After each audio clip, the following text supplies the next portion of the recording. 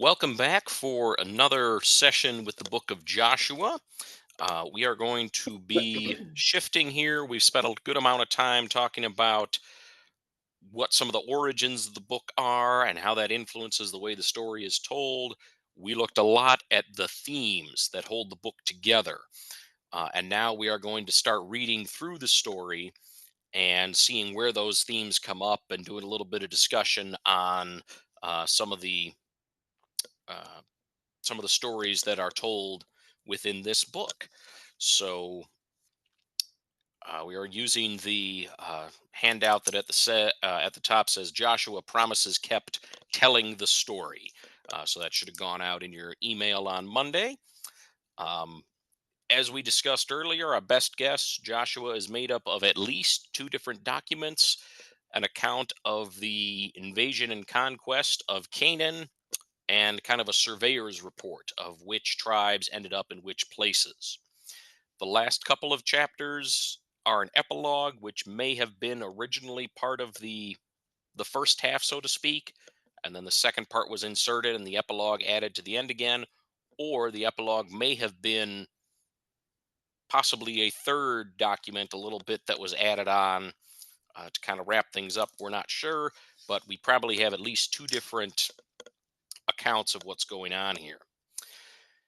As we looked at the themes that hold the book together, we came up with five themes that we saw, and we are going to trace those through the book as we go ahead and read through quite a bit of the book of Joshua. And those themes are the importance of obedience to the teaching or Torah that God has revealed to Moses, the practice of herem, that idea of things being devoted to God as they are conquered, um, which often means the complete destruction of things. The notion that God is at work in this story, God reveals God's self primarily through history, that idea that God is the one who makes it happen, not the people so much, but God is at work there. The fourth theme we derived over the last couple of weeks is that God giving the people the land fulfills the promises made to the patriarchs and matriarchs. And the fifth theme is that of etiology, an explanation of how things ended up the way they are. So just to refresh you on those, we're going to be looking for those themes as we read through the book tonight. But before we get into that, let me stop and ask questions or things that need any more clarification from last week.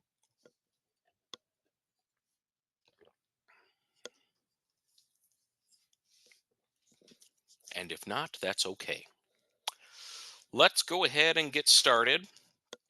We're going to read a little bit out of the introduction, and I just want you to be looking for which themes do you see in the introduction and where do you see them. So we'll read through and look for the themes as we go. Tom, will you unmute yourself and go ahead and share with us, please, Joshua 1 through 9. After the death of Moses, the servant of the Lord spoke to Joshua, son of Nun, Moses' assistant, saying, My servant Moses is dead. Now proceed to cross the Jordan, you and all this people, into the land that I am giving to them, to the Israelites. Every place that the sole of your foot will tread upon, I have given to you, as I promised to Moses. From the wilderness and the Lebanon as far as the great river, the river Euphrates. All the land of the Hittites to the great sea in the west shall be your territory. No one shall be able to stand against you all the days of your life. As I was with Moses, so I will be with you. I will not fail you or forsake you. Be strong and courageous, for you shall put this people in possession of the land that I swore to their ancestors to give them. Only be strong and very courageous, being careful to act in accordance with all the law that my servant Moses commanded you. Do not turn from it to the right hand or to the left, so that you may be successful wherever you go. This book of the law shall not depart out of your mouth, You shall meditate on it day and night, so that you may be careful to act in accordance with all that is written in it. For then you shall make your way prosperous, and then you shall be successful. I hereby command you, be strong and courageous. Do not be frightened or dismayed, for the Lord your God is with you wherever you go. Okay. And remembering that you will probably need to unmute your. Let me try that again with the microphone actually by my mouth. Remembering that you will probably need to unmute yourself before you jump in with your insights. Which of those 5 themes, if any, do we see at work here in the introduction? And where do we see that?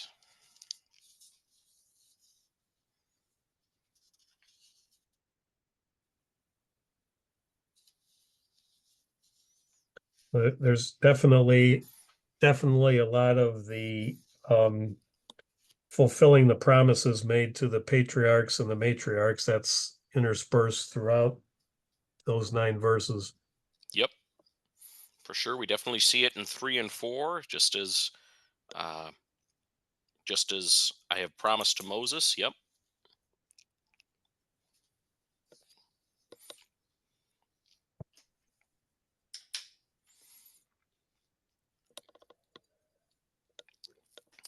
What about verses 7 and 8? Which of those themes do we see at work in 7 and 8?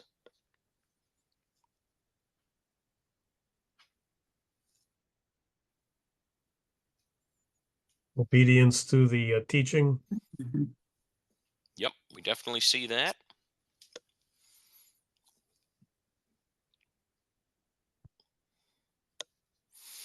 Yeah, I would definitely say we see those 2 themes at work there. And if other people see other things, by all means, uh, shout that out.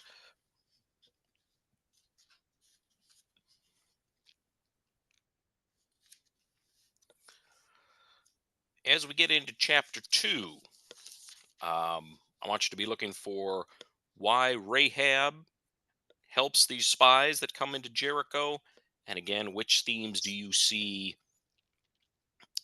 Which themes do you see coming out in that reading? This is a little bit of a longer reading. We'll go ahead and break it up a little bit. Nick, if I could have you share with us, please, chapter 2, 1 through 7. Carol, if you can give us 8 through 14. And Kristen, if you can give us 15 through 24.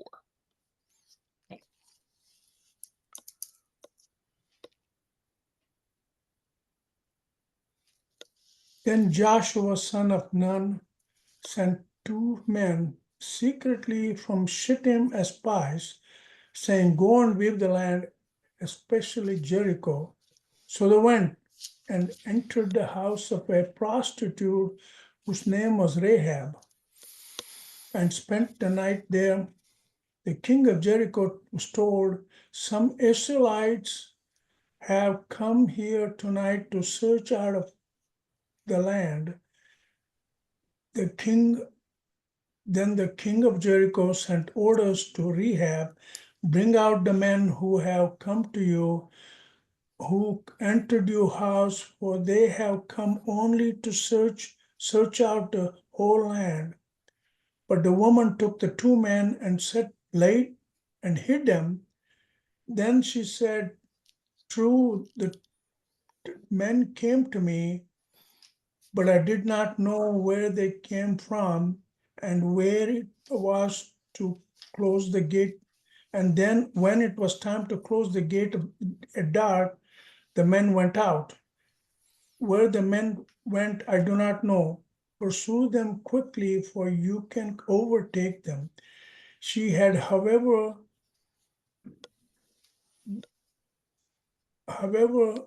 brought them up the roof and hidden them with the stalks of flax. Then she laid her hands on the roof.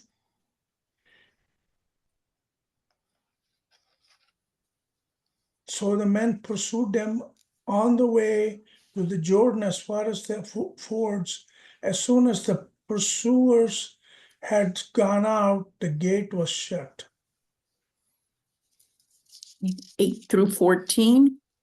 Before they went to sleep, she came up to the roof, came to them on the roof, and said to the men, I know that the Lord has given you the land, and that dread of you has fallen on us, and that all inhabitants of the land melt in fear before you. For we now have heard how the Lord dried up the water of the Red Sea before you, and when you came out of Egypt, and when you did and what you did to the 2 kings of the Amorites that were beyond the Jordan, to Sihon and Og, whom you utterly destroyed. As soon as we heard it, our hearts melted, and there was no courage left in any of us because of you. Then the Lord your God is indeed God in heaven above and on earth below. Now then, since I have dealt kindly with you, swear to me by the Lord that you in turn will deal kindly with my family. Give me a sign of good faith that you will spare my father and mother, my brothers and sisters, and all who belong to them, and deliver our lives from death. Then the men said to her, our life for yours. If you do not tell this business of ours, then we will deal kindly and faithfully with you when the Lord gives us the land. Then she let them down by a rope through the window. For her house was on the outer side of the city wall, and she resided within the wall herself. She said to them, go toward the hill country, so that the pursuers may not come upon you. Hide yourselves there 3 days, until the pursuers have returned.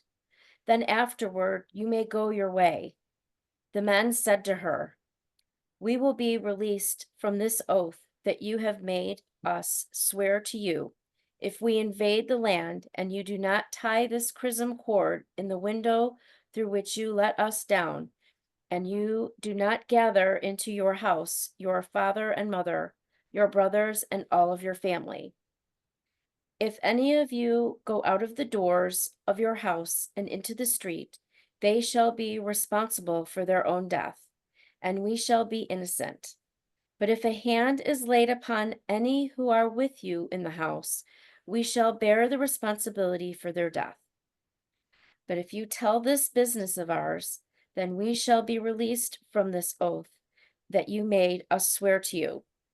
She said, according to your words, so be it. She sent them away, and they departed. She tied the crimson cord in the window.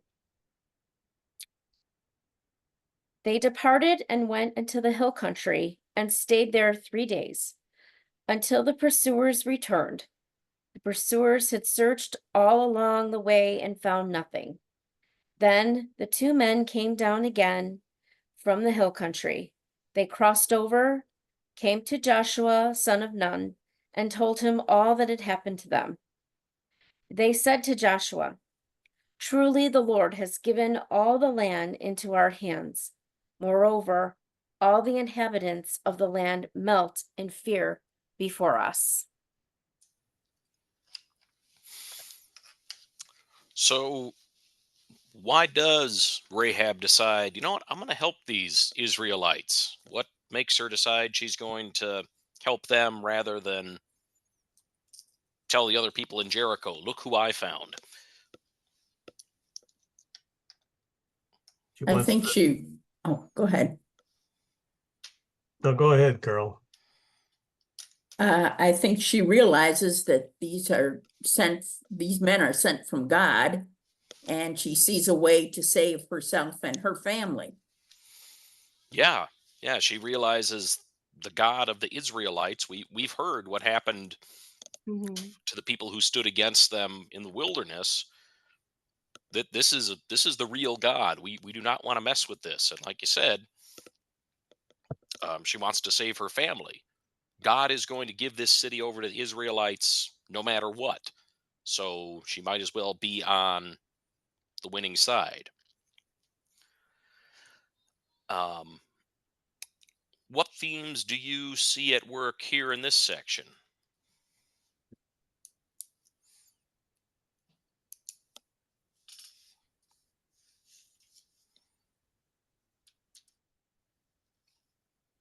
I think the Joshua offers a lot of etiology. Say more. Well, through Rahab's efforts and what she did, they got an upper hand to conquer Jericho. Right? And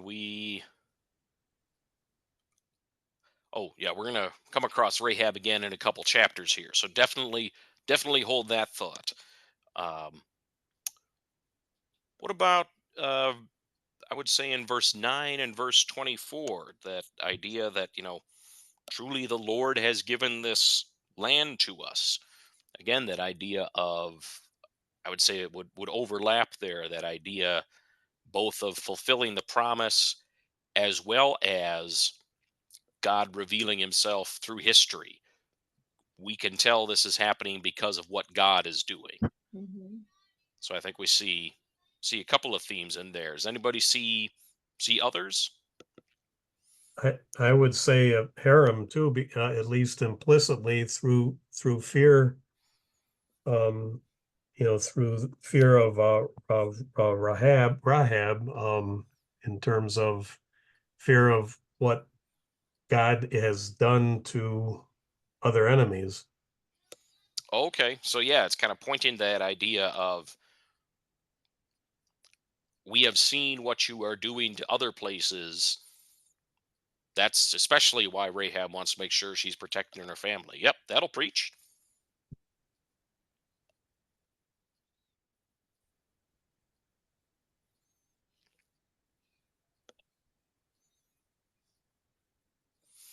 Are we ready for chapter 3? All right.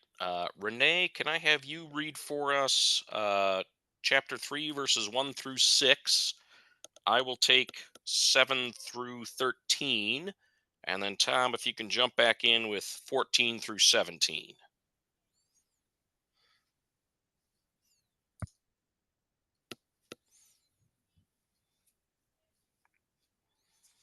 Early in the morning, Joshua rose and set out from Shittim with all of the Israelites. And they came to the Jordan. They camped there before crossing over.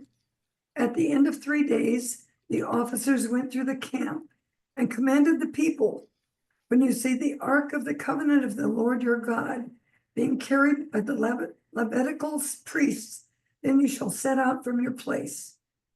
Follow it so that you may know the way you should go, for you have not passed this way before. Yet there shall be a space between you and it, a distance of about 2,000 cubits. Do not come any nearer to it. Then Joshua said to the people, sanctify yourselves, for tomorrow the Lord will do wonders among you. To the priests, Joshua said, take up the ark of the covenant and pass on in the front of the people. So they took up the ark of the covenant and went in front of the people. The Lord said to Joshua, this day I will begin to exalt you in the sight of all Israel, so that they may know that I will be with you as I was with Moses. You are the one who shall command the priests who bear the ark of the covenant. When you come to the edge of the waters of the Jordan, you shall stand in the Jordan. Joshua then said to the Israelites, draw near and hear the words of the Lord your God. Joshua said, by this you shall know that among you is the living God, who without fail will drive out before you the Canaanites, Hittites, Hivites, Perizzites, Girgashites, Amorites, and Jebusites. The ark of the covenant of the Lord of all the earth is going to pass before you into the Jordan. So now select 12 men from the tribes of Israel, one from each tribe. when the soles of the feet of the priests who bear the ark of the Lord of all the earth, rest in the waters of the Jordan. The waters of the Jordan flowing from above shall be cut off. They shall stand in a single heap. When the people set out from their tents to cross over the Jordan, the priests bearing the Ark of the Covenant were in front of the people. Now the Jordan overflows all its banks throughout the time of harvest. So when those who bore the ark had come to the Jordan, and the feet of the priests bearing the ark were dipped in the edge of the waters flowing from above stood still, rising up in a single heap far off at Adam, the city that is beside Zarethan, while those flowing toward the sea of the Arabah, the Dead Sea, were wholly cut off. Then the people crossed over opposite Jericho. While all Israel were crossing over on dry land, the priests who bore the Ark of the Covenant of the Lord stood on dry ground in the middle of the Jordan until the entire nation finished crossing over the Jordan. So why does God have them cross the river like this? Why doesn't God say build some boats, or why doesn't God say find a shallower part of the river and just kind of ford your way across? What does doing this at the side of the river accomplish, or doing this at the river accomplish? It seems like it could be some sort of parallel toward the toward what happened at the Red Sea when they escaped from Egypt. Absolutely. Yep. We have that kind of closing of that chapter of the history. They entered the wilderness through the water. They exit the wilderness through the water. Absolutely. What does the text tell us about why this matters? Why God does this?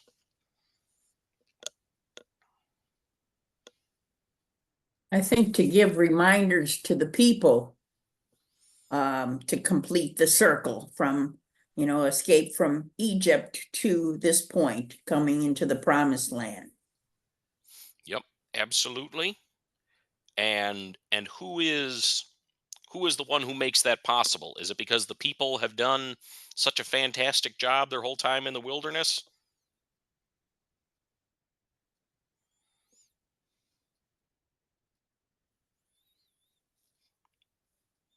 No, What do we see? obviously God.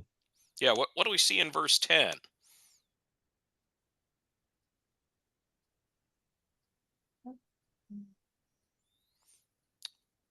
Who is the one who's going to drive all these people off the land?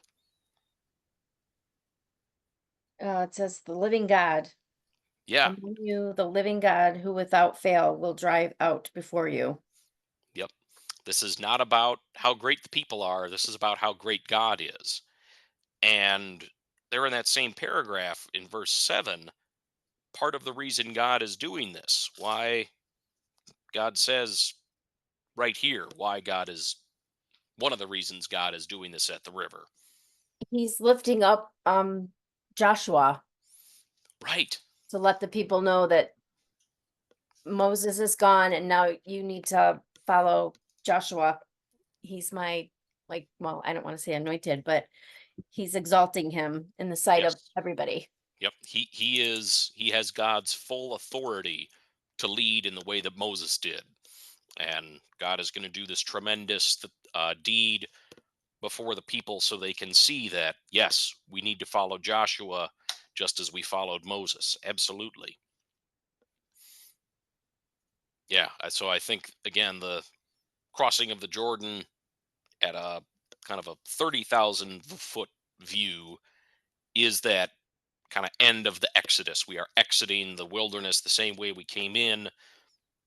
God is reminding the people that God is still in charge, and God is showing the people the one I am going to work through to lead you is Joshua, because watch what I'm going to do through Joshua. So, yeah, all of those things. Absolutely. Yeah, because you think about it, it's so many, many years and generations after.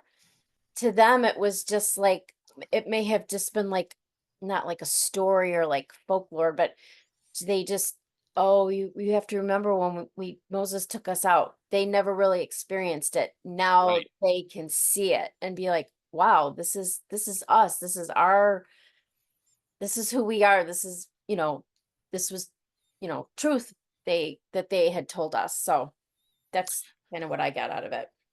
Yeah, and that's a very good point because remember, Joshua and Caleb are the only ones of the Exodus generation who actually cross into the promised land. So, yeah, for all the people who are making the journey into the promised land, none of them were around for crossing the Red Sea. So, absolutely, that'll preach.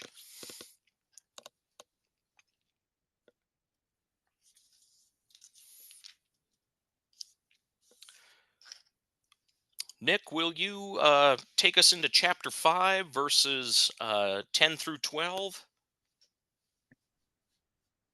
When the Israelites were camped in Gilgal, they kept the Passover in the evening on the 14th day of the month in the plains of Jericho.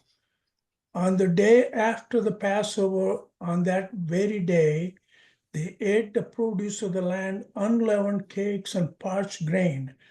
The manna ceased on this day. They ate the produce of the land, and the Israelites no longer had manna. They ate the crops of the land of Canaan that year. So, there we crossed through the water, and this is kind of the final exclamation point that says that the Exodus story is over. Because, of course, before the people crossed through the Red Sea, there was the Passover. And while the people were in the wilderness, they were sustained by the manna. And now they celebrate Passover in the land, and the manna ceases. God says, you are no longer in the wilderness. You will eat from the bounty of the land because this is where you have been trying to get to for the last 40 years. So I think that's just that final exclamation point on that. Pardon me just a moment here. I'm about to run out of battery. Let me plug this in.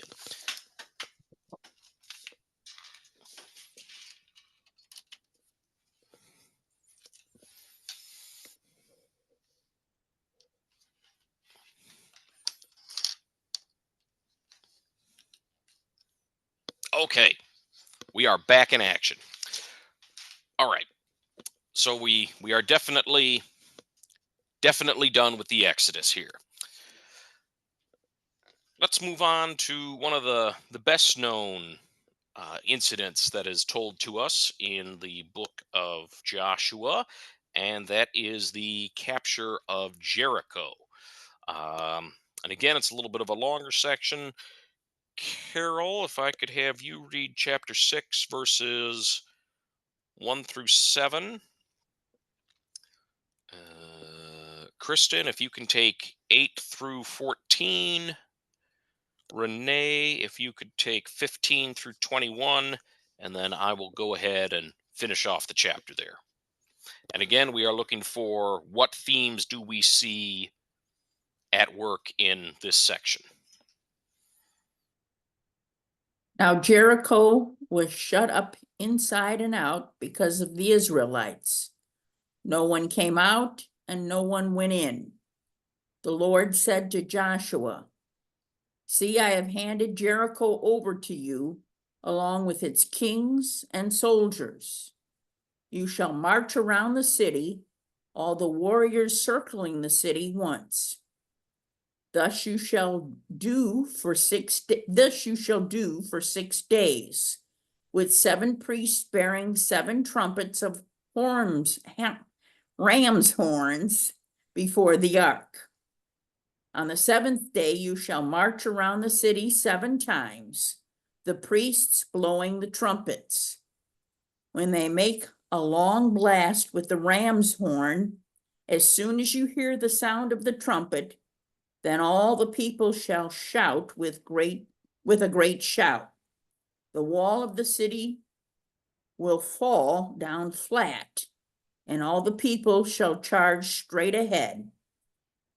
So Joshua, son of Nun, summoned the priests and said to them, take up the ark of the covenant and have 7 priests carry 7 trumpets of ram's horns in front of the ark of the Lord.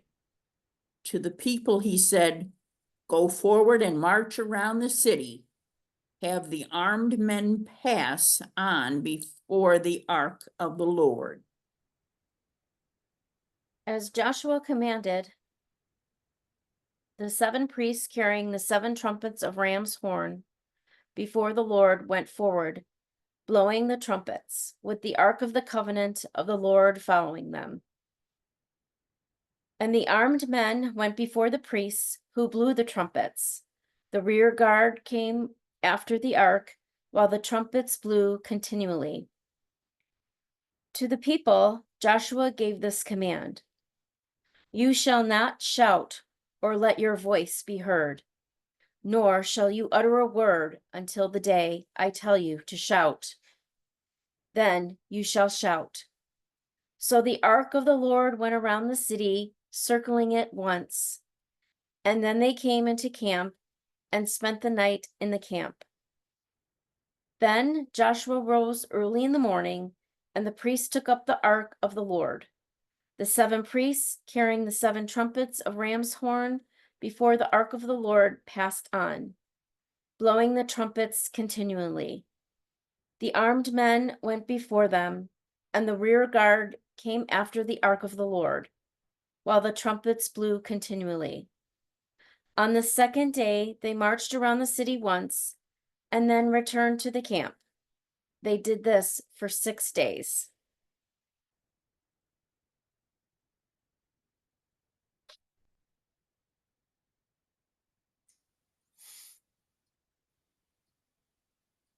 On the 7th day, they rose early at dawn and marched around the city in the same manner 7 times.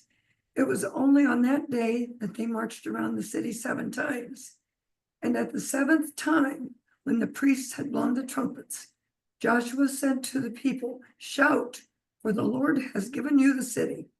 The city and all that is in it shall be devoted to the Lord for destruction. Only Rahab the prostitute and all who are with her in her house shall live, because she hid the messengers we sent. As for you, keep away from the things devoted to destruction, so as not to covet and take any of the devoted things and make the camp of Israel an object for destruction, bringing trouble upon it. But all silver and gold and vessels of bronze and iron are sacred to the Lord.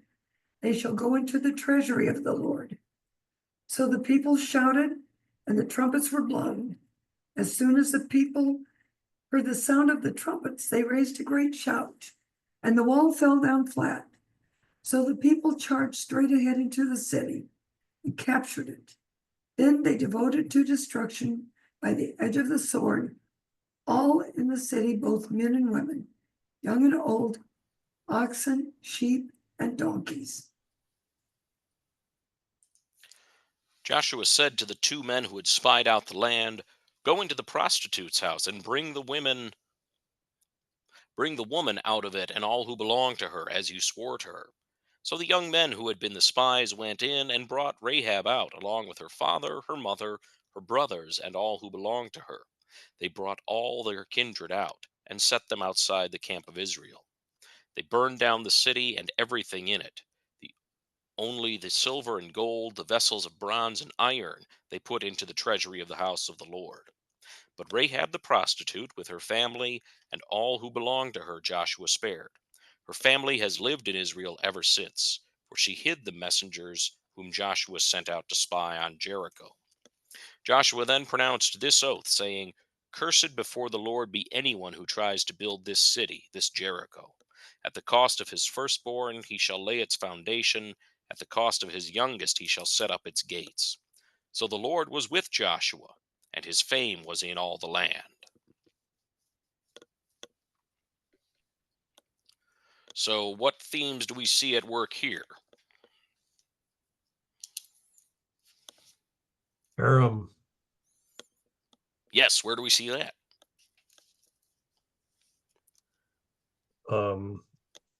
most everywhere, but especially at the end where they destroyed everything and burnt the city down. Mm-hmm. So we definitely see them following that that commandment with fidelity. Obedience for sure, because they followed to the letter exactly what needed to be done to walk around the city, what order had to go, the military and the priests, and they did exactly what they were told.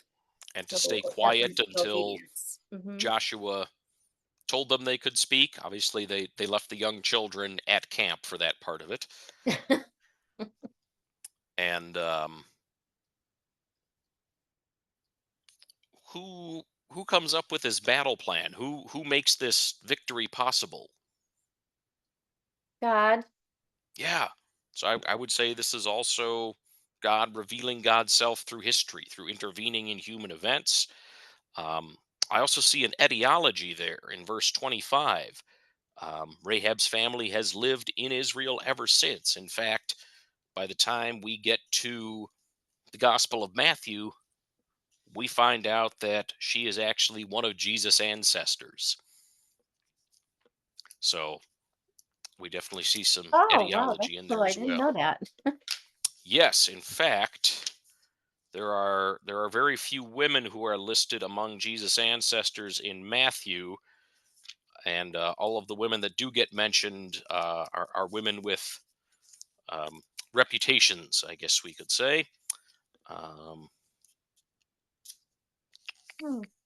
Hold on.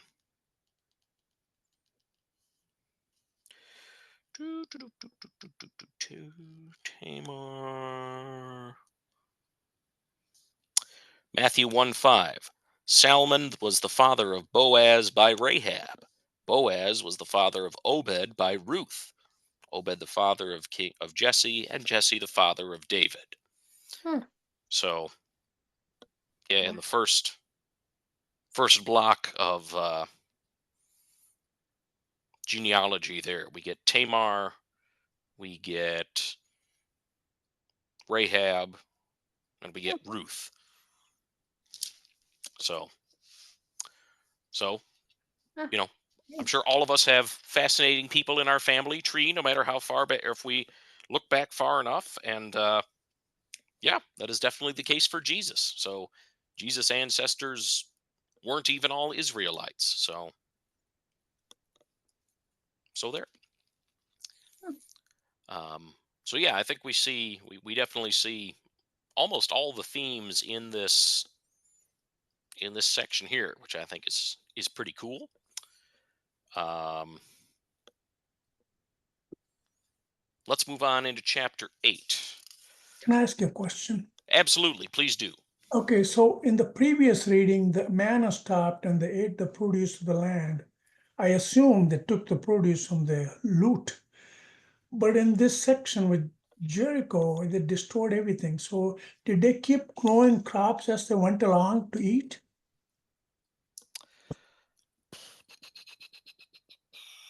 My guess is they were kind of living off the land. They were probably seizing crops that the people who were living there had planted, and then once they had kind of conquered a part of the land, they probably started growing crops and raising animals on that part of the land. So I think for a while it was a both and. There was probably some agriculture that the Israelites were doing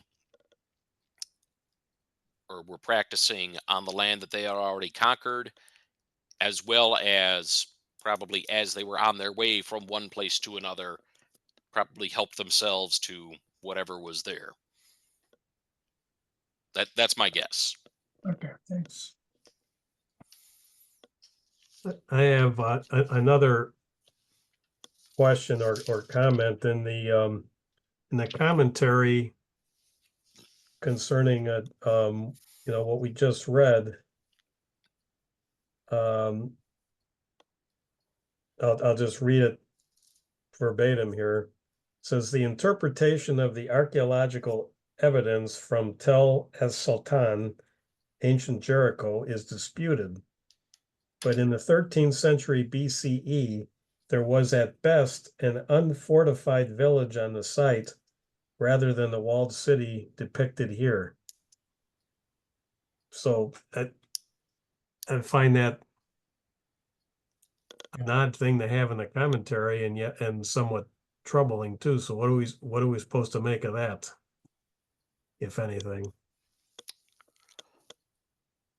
Well,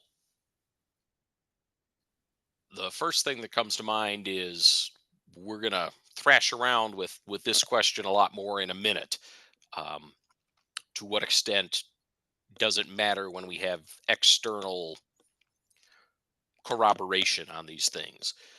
One thing that I would start with is there is the possibility that the walls were not as big as maybe we imagined them being. That there could have been some small city walls there, and they came down through some kind of event that the people could not understand. The other thing to remember is recycling is not a recent phenomenon.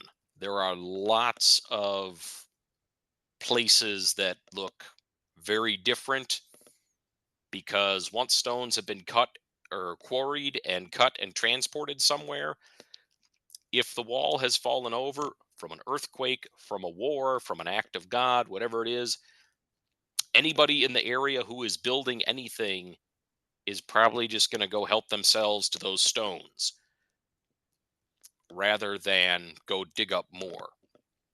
So, just an example that I saw recently in Istanbul, there is there is a structure called the Basilica Cistern, and it was part of the ancient water supply for the city. People who are James Bond fans may remember that in From Russia with Love, Sean Connery went in a boat underground under Istanbul. That's a real place. The columns that hold up this cistern are all recycled. They are all taken from other places, and down at the far end of it, they have a Medusa head, and it is put upside down with the idea that the Medusa head will lose its power. So the archaeological record is definitely a valuable tool for us. It's definitely a valuable piece for us. But I would conjecture it is possible that there was some kind of fortification, and maybe that fortification just got cannibalized to make into other stuff. Um, Not being an archaeologist, I can't come up with anything other than that. But that question of to what extent does having external corroboration of these stories impact how we hear the stories or what we do with them? Um, Hold that thought, because we're going to thrash around with that in a little bit too. What are your thoughts?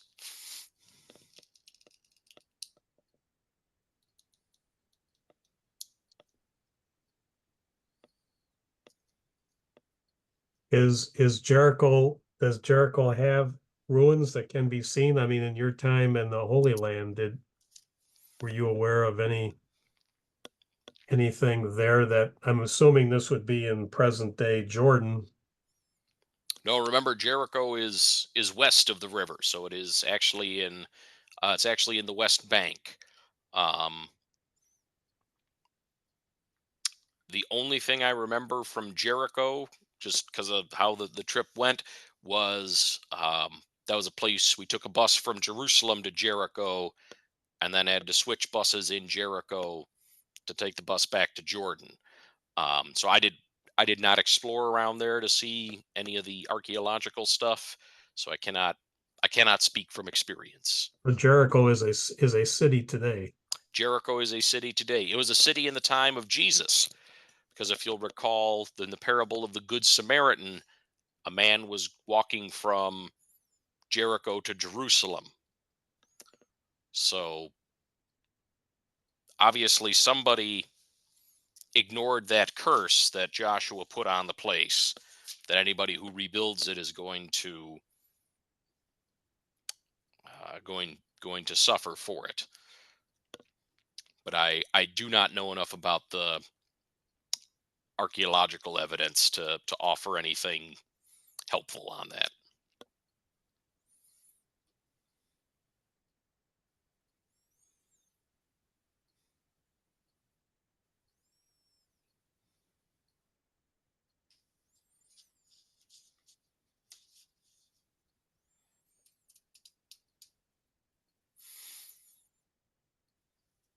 Are we ready for chapter 8? Sure. Okay, there we go. Let's see. Tom, will you share with us, please, chapter 8, verses 10 through 17? Nick, if you can jump in with 18 through 23. And Carol, if you can take 24 through 29. In the morning, Joshua rose early and mustered the people and went up with the elders of Israel before the people to Ai. All the fighting men who were with him went up and drew near before the city and camped on the north side of Ai, with a ravine between them and Ai. Taking about 5,000 men, he sent them in ambush between Bethel and Ai to the west of the city. So they stationed the forces, the main encampment that was north of the city and its rear guard west of the city. But Joshua spent that night in the valley. When the king of Ai saw this, he and all his people, the inhabitants of the city, hurried out early in the morning to the meeting place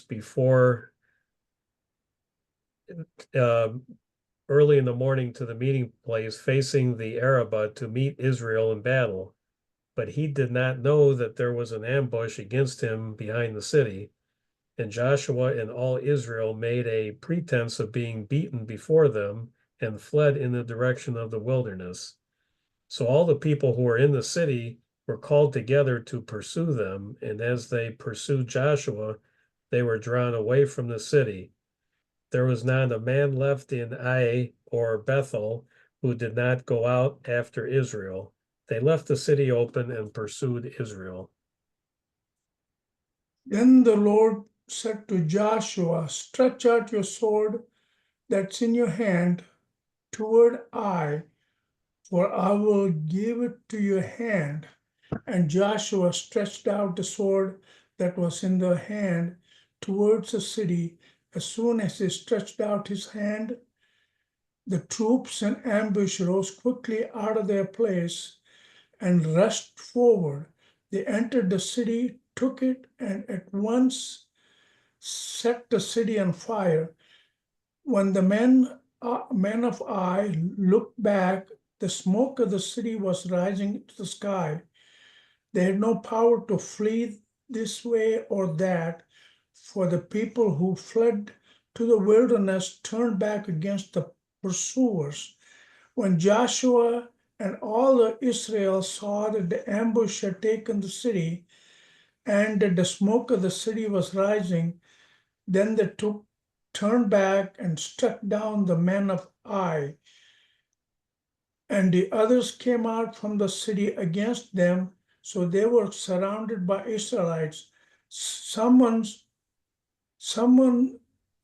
one side and some on the other, and the Israelites struck them down, and no one was left to survive or escape.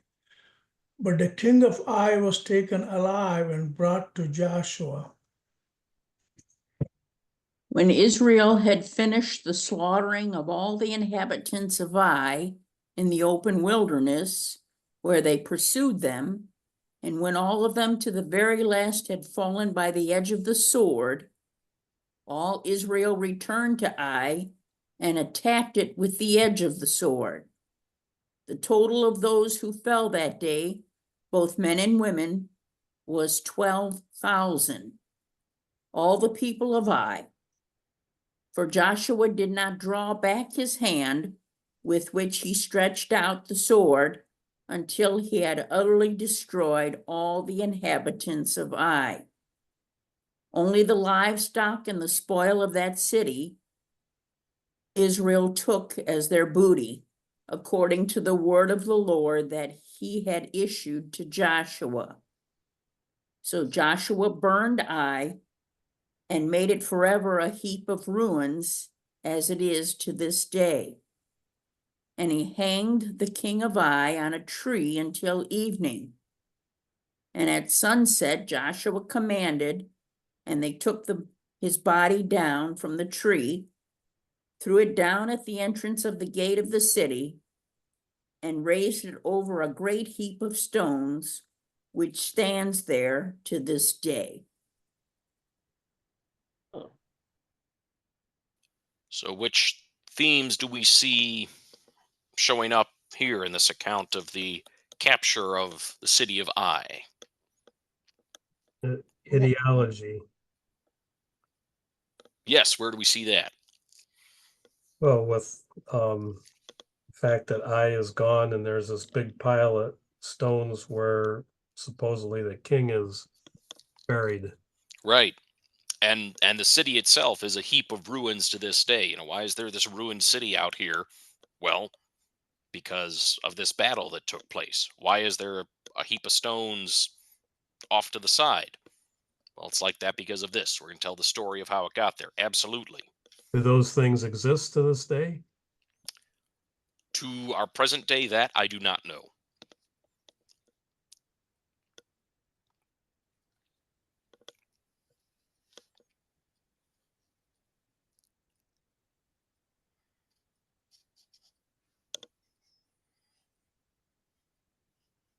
Why was there a setback in the beginning of conquering the Ai?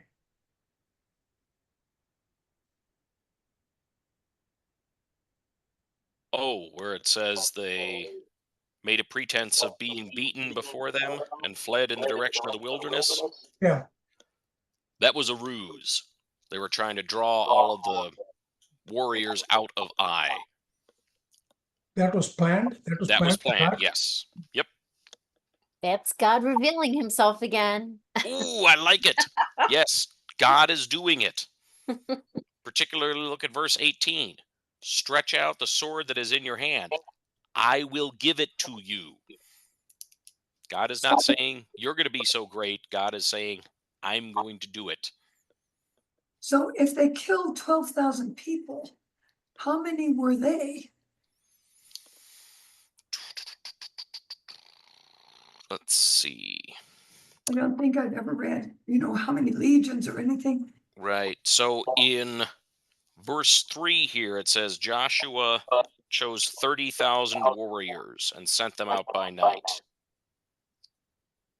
12,000. They killed 12,000. People in those days are only men they counted, right? So there might have been women and children in addition to the 12,000. Well, it says the total of those who fell that day, men and women, was 12,000. Oh. But what theme is that point us to? This idea that there was just wholesale slaughter. That harem. Hmm. This is that practice of harem. We wipe them all out, basically. So yeah, we've got God revealing God's self, that practice of the harem or the ban, and we have some etiology. We have all sorts of good stuff here in this section of the book of Joshua.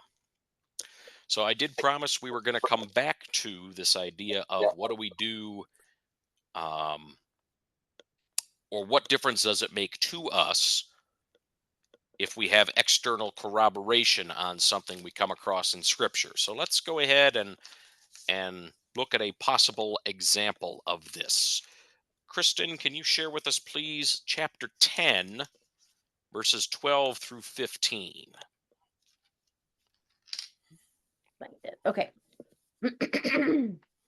On the day when the Lord gave the Amorites over to the Israelites, Joshua spoke to the Lord, and he said in the sight of Israel, Sun, stand still at Gideon, and moon in the valley of Ajalon. And the sun stood still, and the moon stopped, until the nation took vengeance on their enemies. Is this not written in the book of Jashar? The sun stopped in mid-heaven and did not hurry to set for about a whole day. There has been no day like it before or since, when the Lord heeded a human voice, for the Lord fought for Israel. Then Joshua returned, and all Israel with him, to the camp at Gilgal. So this idea that the sun stood still, why would we tell this story? Why would we include this in our account of the conquest of the land?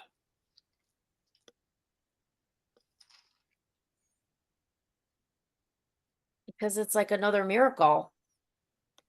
Yeah, God is doing something miraculous here. We got to make sure everybody knows our God is not just like a national God. Our God is God of everything. And I know we've been emphasizing the idea that God reveals himself most through history, through human events, or through stepping in and interceding in human events. But that is not to say God will not reveal God's self through nature or through creation. And God does that right here for the purpose of influencing the outcome of human events. Why does God give them more daylight? Well, because they need more daylight to finish winning the battle.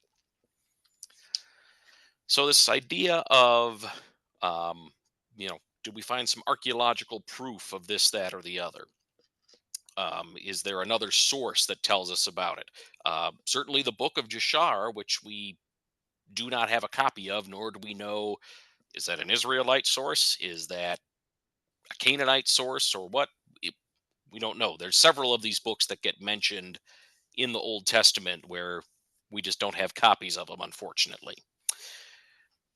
So for this particular story, there are times when people refer to a NASA study that shows there's like a missing day somewhere in ancient history. There's mathematics and astronomy and science stuff that says, gosh, it's like we're missing a day somewhere. And people will point to that study and say, is that not exactly what Joshua is talking about? Look, NASA has said, yes, we have found what they're talking about. Huh. What do we make of that? What do we do with that? What impact, if any, does that have on how we read and what we do with this text? And I'm not looking for a specific answer. I'm just curious, what do you make of that?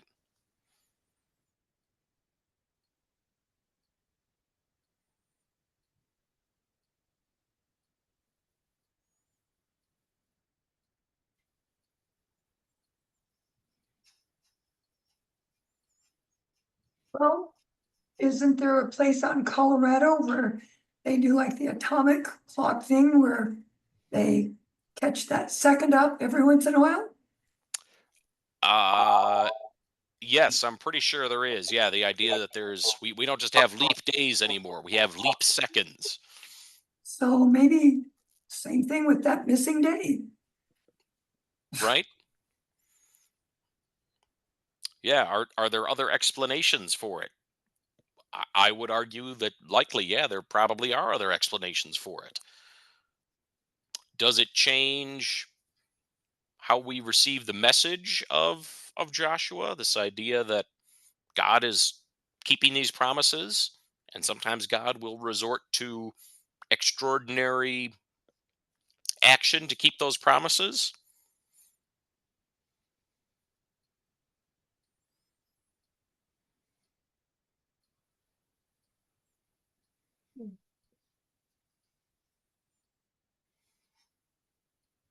Most, I think go ahead, Nick. most definitely is what I was going to say. Okay. Say more. Well, there's astronomical evidence that it actually happened that way. So it is God's plan to make it happen that way.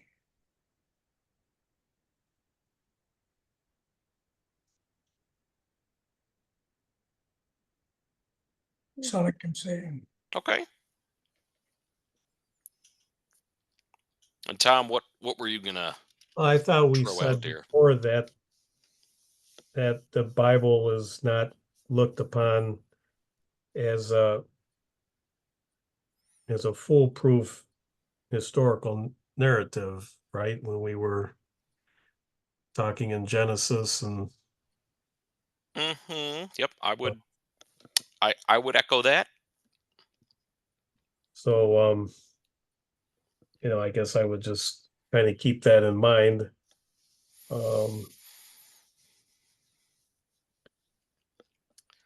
So I mean, even the number of dead and combatants for that time in history where we're talking several 1,000 BC, or is that what we're basically talking about, or more? yeah, somewhere in that vicinity. The fact that there were those kind of organized armies to that degree, I mean, I don't know. I'm thinking that might be some of those numbers might be a stretch, but I wasn't there any more than you are, but it seems like those numbers are large. I mean, that would be a large army engagement today in our world with what 6 billion people in it. Yeah, so that idea of what are the questions the Bible does answer, or the questions the Bible wants to answer. The interesting thing about this particular example is that, and I remember, I think it was in one of our Lent studies, maybe, but I came across this. There was a presenter talking about there was a NASA study that showed this missing day, and this is exactly why. NASA says we have no idea what people are talking about. We have never done a study on this. We don't know what this study is. If we did this study, we'd be happy to print out a copy of it for you. But there's nobody actually has a copy of this study and can point to it and say, yes, this is actually true. This may be kind of urban legend status. And I agree with Tom. Again, sometimes I'm surprised to hear myself say that, but Tom is absolutely right. The Bible is a lot less interested in the how than it is in the why. The Bible is really interested in this idea that God allowed the people to have this victory, and God can work through extraordinary means to do that. Um, again, comes right back to God is fulfilling the promise and God is making it happen, rather than how exactly did this happen? Because again, if we're thinking about the sun standing still, what is problematic about that idea based on how we generally um, understand the way the solar system works? Well, the sun is always still. The earth is rotating, and the Hmm. moon is rotating around the earth. So he made Right. the earth stand still, and the moon stand still. Hmm. Yep. So yeah, and that could just be a matter of perspective, but yeah, in a sense, relative to the Earth, the sun is still. The sun stays where it's at, and we move around it. So the sun is not standing still. relative to other stuff in the universe, yeah, the sun moves. But as far as we're concerned, the sun stays still. Um, What it would mean is one place on Earth was going to get very, very, very hot, and the other side of the Earth had a very, very, very long and cold night. yep.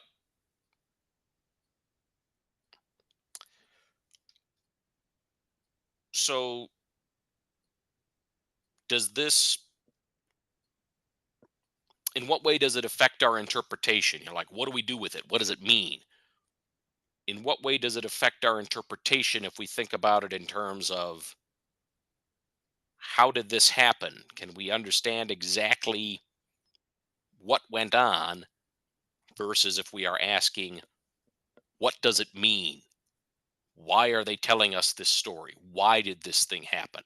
How does that influence our interpretation?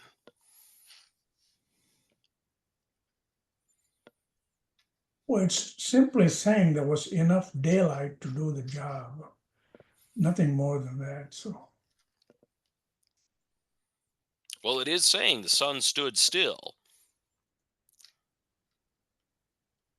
However, let me throw one other piece out there that I discovered in my preparation here. There are some linguistic scholars who have read other texts from ancient Near Eastern peoples, and they have found some very similar language between this passage and how other people have described solar eclipses. That it kind of seems like everything stands still because the sun just kind of pauses there, or it seems to just be still there and then the eclipse recedes. So, are they talking about an eclipse? It's interesting, if they were talking about an eclipse, astronomers have calculated, and this they actually do have, the calculations for it, that there was a solar eclipse in that part of the world on, of all days, October 30th, same date as today, Huh. 1207 BC. And so I find that interesting as well, because there aren't a whole heck of a lot of dates in scripture that we can absolutely nail down. But if that is what's going on here, that kind of gives us a point in time where we can count forward and count backward and kind of fix some things so we can get a little better understanding with that. Um, so, as Renee said, is there perhaps another explanation? And maybe it's one that the people who wrote the book would have understood, but just due to the change in language or change in culture, it is lost to us. Um, and again, I would say the bottom line is God is going to do something extraordinary to fulfill that promise. God is going to do something extraordinary to make sure this land ends up in the possession of the Israelites. That is, and it reminds us, as we see in Genesis, God is not just a national God. He's not just an Israelite God. This is God of the entire universe.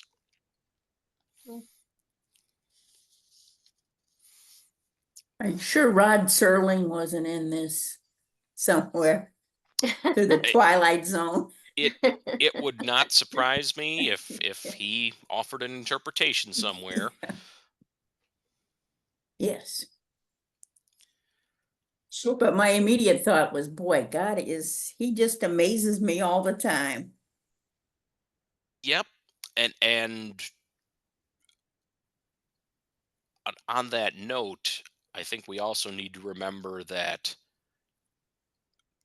God does a lot of things that are miraculous and they are amazing, even if they are not quite of that scale. And one example of that I think of, people often will, in a cliche way, talk about, oh, a baby was born and oh, what a miracle. And sometimes people say that just because it's something to say. But I had a professor in seminary who made this point very well. And he said, if you think of the number of things that need to happen exactly right Mhm. for a child to go from, a pair of cells to a human that is capable of performing basic functions outside the womb, the number of things that need to happen exactly right for that to occur is mind blowing. And he said, if that's the fact that any of us are here, that's that's a miracle. Um, so I think God's at work in all kinds of things that perhaps we take for granted or don't don't fully appreciate all the time. Mm.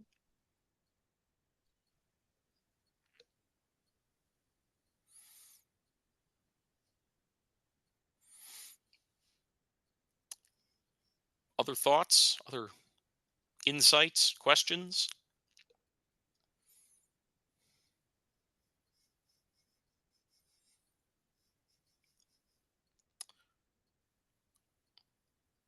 I would suggest that we pause here for the night. That'll keep us lined up with the session in the morning, which helps my sanity, and I always appreciate that. Next week we will finish off this handout and we will start our final handout on Joshua, which is going to be about the reception of Joshua in the New Testament and how the New Testament has kind of appropriated the story and what is done with that. And so my hope is that we will be with Joshua 2 more weeks. The third Wednesday from tonight, I'm going to be giving a presentation on my trip to Ghana. And I'll also repeat that on a Sunday shortly after. But I do want to share that experience with people. So just a little preview of what's to come. Can we close if there are not any other questions, can we close our time together praying the Lord's Prayer? And if somebody would be gracious enough to pray on our behalf, because Zoom is not the greatest for all trying to pray at one time. Is anybody feeling like he or she would like to lead us in prayer? I will. Thank you. Our Father, who art in heaven, hallowed be thy name. Thy kingdom come, thy will be done, on earth as it is in heaven. Give us this day our daily bread, and forgive us our trespasses, as we forgive those who trespass against us. And lead us not into temptation, but deliver us from evil. For thine is the kingdom, and the power, and the glory, forever and ever. Amen. Amen. Amen. Well, thank you everyone for being here. Thank you for your insight and questions. And we'll see everybody soon. Thank you, Pastor. Good night. Very welcome. Good night. Good night.